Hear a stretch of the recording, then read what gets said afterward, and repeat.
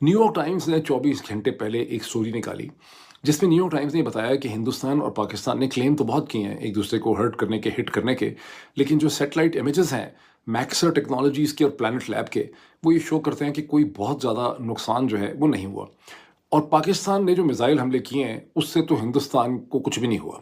यानी हिंदुस्तान ने जो मिसाइल स्ट्राइक्स की हैं पाकिस्तान के अंदर, दो तीन किस्म के उन्होंने मिसाइल्स यूज़ किए। आपको पता है पहले उन्होंने मेरा ख्याल स्कैल्प यूज़ किए जो फ्रेंच टाइप के थे, जो एयर टू ग्राउंड थे, जिसमें उन्होंने 24 मुकामात को हिट किया आज़ाद कश्मीर में, पाकिस्तान में, बहावलपुर के अंदर, मुरीदके में। और वो सारे जो हैं जिन जिन बिल्डिंग्स पे उनको जाके लगना था, स्कैल्प एक्यूरेटली जाके उन्होंने हिट किया और हम कुछ भी नहीं रोक सके। उसके बाद उन्होंने ब्राह्मोस यूज़ किए जो रशियन और इंडियन ताउन से इश्तराक से बने हैं, और उन्होंने जहाँ जहाँ वो मारना चाहते थे खासा प्रिसाइजली उन्होंने हिट किया। और पाकिस्तान ने किसी किस्म के सैटेलाइट इमेजेस नहीं दिखाए, जबकि हिंदुस्तान की आर्मी एयरफोर्स वगैरह ने अपनी ब्रीफिंग्स में वो सैटेलाइट इमेजेस दिखाए। बहरहाल New York times did not rely upon दो सैटेलाइट इमेजेस। उन्होंने अपने सैटेलाइट इमेजेस लेके अपनी स्टोरी में दिखाए हैं और वो मैंने देखे हैं बहुत गौर से। और सैटेलाइट इमेज दिखाते हैं कि बुल्हारी जो है, जहाँ F-16 होते हैं, जो कराची से कहते हैं कि 100 किलोमीटर 100 मील दूर है, वहाँ पर उन्होंने जिस हैंगर को निशाना बनाया, उन्होंने पहले का इमेज दिखाया है, हमले से पहले का और हमले के बाद का, और वो हैंगर का एक हिस्सा जो है बिल्कुल तबाह हो गया है। इसी तरह से उन्होंने नूर खान एयरबेस के ऊपर जो हमले हुए हैं वहाँ पे भी दिखाया है उन्होंने कि बिल्डिंग कैसे डैमेज हुई है। फिर उन्होंने जो रहीम यार खान में हमला है वो भी दिखाया। तो जहाँ जहाँ उन्होंने 3 या 4 इमेजेस उन्होंने दिखाए हैं जहाँ रनवेज जो हैं वो इंटरप्ट हो गई हैं, जबकि पाकिस्तान साइड से ना तो कोई दिखाए गए हैं सैटेलाइट इमेजेस। और फिर उन्होंने उधमपुर के एयरपोर्ट पर, जहाँ पाकिस्तान ने कहा कि हमने सब कुछ डिस्ट्रॉय कर दिया है, सारे नाकारा बना दिए हैं, ये हमारी स्टेटमेंट थी, मैं भी दोहराता रहा हूँ पाकिस्तान के पीछे पीछे, वो उन्होंने दिखाया कि उधम एयरपोर्ट के पहले के इमेज और बाद के इमेज हैं 12-13 मई के, और उधम एयरपोर्ट को किसी किस्म का कोई नुकसान उसके रनवे को नहीं पहुंचा। अब इसका क्या मतलब है? इसका मतलब है कि पाकिस्तान ने जो मिसाइल मारे हैं उनका इम्पैक्ट नहीं हुआ, वो एक्यूरेट भी नहीं होंगे, और ये कंप्लेन पहले भी थी कि मिसाइल हमारे एक्यूरेट नहीं है, तो उससे कोई ख़ास नुकसान नहीं हुआ। अब ये वो बेसिकली सच है जिसको बोलने पे यहाँ पे हमारे यहाँ पर साइबर क्राइम के इल्ज़ाम जो है लग जाते हैं। इसकी बॉटम लाइन क्या है सारे एनालिसिस?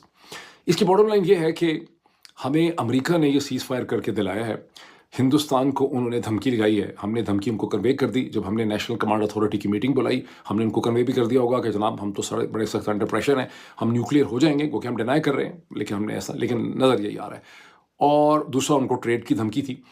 और यही वजह है कि हिंदुस्तान के अंदर बहुत ज़्यादा तन बदन में गुस्सा पाया जाता है। उनको लगता ये है, और वो नरेंद्र मोदी पे गुस्सा निकल रहा है, और ट्रंप के खिलाफ भी बहुत ज़्यादा गुस्सा निकल रहा है, ट्रंप की बड़ी गाली गलौज हो रही है हिंदुस्तान, बिकॉज उनको लगता ये है कि अगर हमें ना रोका जाता, 2 दिन 3 दिन हम और इसी किस्म की स्ट्राइक्स जारी रखते, तो हम पाकिस्तान का दिमाग जो है सीधा कर देते पाकिस्तान की मिलिट्री का। दिस इज़ व्हाट, अगर आप पढ़ें हिंदुस्तान के अखबार, आई डोंट नो पाकिस्तान के अंदर हिंदुस्तान के अखबार पढ़ने मुमकिन है, उनके ट्वीट तो आप देख सकते होंगे, तो आपको उनके ठीक ठाक आइडिया जो है उनका मिलता है। फॉन्स ब्रह्मा चलानी उनके एक स्ट्रेटिजिक एनालिस्ट हैं, एक थिंक टैंकर है, जिनका आइडिया ये है कि या तो नरेंद्र मोदी को ये जंग नहीं करनी चाहिए थी और चीज़ों से डील करना चाहिए था, और अगर जंग की थी तो फिर इसको अपनी लॉजिक पे, अपनी टाइमिंग पे इसको ख़त्म करना चाहिए था।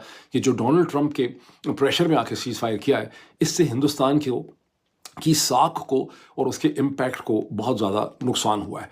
और अगर ये 24 अगर और 48 घंटे में, खुद भी इसको मैं देख रहा हूँ कि अगर ये जिस किस्म की एक्यूरेट स्ट्राइक्स उन्होंने की हैं हमारे एयर स्ट्रिप्स पे, अगर 48 घंटे तक और वो ये स्ट्राइक्स हर 6-6 8-8 घंटे के बाद करते रहते, तो बहुत कम हमारे पास ऐसे रनवेज रह जाते। और फिर ठीक है कि रनवेज को आप जल्दी रिपेयर भी कर लेते हैं, लेकिन हमारे लिए ठीक ठाक क्राइसिस खड़ा हो जाना था। और फिर हमने देखा कि हम प्रैक्टिस कर रहे थे कि हम मोटरवे से भी इस्लामाबाद लाहौर के दरमियान उड़ा सकते हैं, शायद पेशावर इस्लामाबाद को भी इस्तेमाल कर सकते होते, लेकिन तो क्या इंडिया के ब्राह्मोस मिसाइल्स जो हैं वो हमारी मोटरवेज पे भी जगह जगह शगाफ नहीं डाल सकते थे। तो I think it was a huge crisis for Pakistan, जिसमें अमेरिका ने और डोनाल्ड ट्रंप ने पाकिस्तान को इसमें से बेल आउट किया है। और इसमें से ये गलत मतलब अब नहीं निकालना चाहिए, और मेरा ख्याल है निकाल भी नहीं रहे होंगे। पब्लिक को बेवकूफ़ बनाने के लिए, फुद्दू बनाने के लिए और किस्म की कहानियाँ होती हैं, अंदर आपको हकीकत पता होती है कि आप बार बार अमेरिका को भी यूज़ नहीं कर सकेंगे, और ना ही आप बार बार न्यूक्लियर कार्ड जो है वो प्ले कर सकेंगे। इसका मतलब ये है, इसका मतलब है कि बहुत देर तक हिंदुस्तान के अंदर कोई हमारे रिलेटेड जो है गंद नहीं होगा, कोई बड़ी चीज़ नहीं होगी। हाँ, अब वो खुद पैदा कर लें, अगर वो खुद को ही कल कोई चीज़ पैदा कर लें हमें ठोकने के लिए, सजा सुनाने के लिए, वो एक अलग चीज़ है। लेकिन मुझे लग रहा है कि हमारी साइड को अच्छी तरह से समझ आ गई है, और कहानी और सुनाई जा रही है, असल हकीकत जो है वो और है। आई एम सॉरी टू से कि आपके जज्बात को बहुत ठेस पहुँच रही है, लेकिन हकीकत को समझना जो है ना, यही साइबर क्राइम है। और हकीकत को समझना जो है वो बहुत ज़रूरी, हकीकतों को समझ के ज़िंदा रहें, इसी में आप सबका फ़ायदा है। अच्छा जी, आगे चलते हैं। ये भी माइंड में रख लें कि 1971 की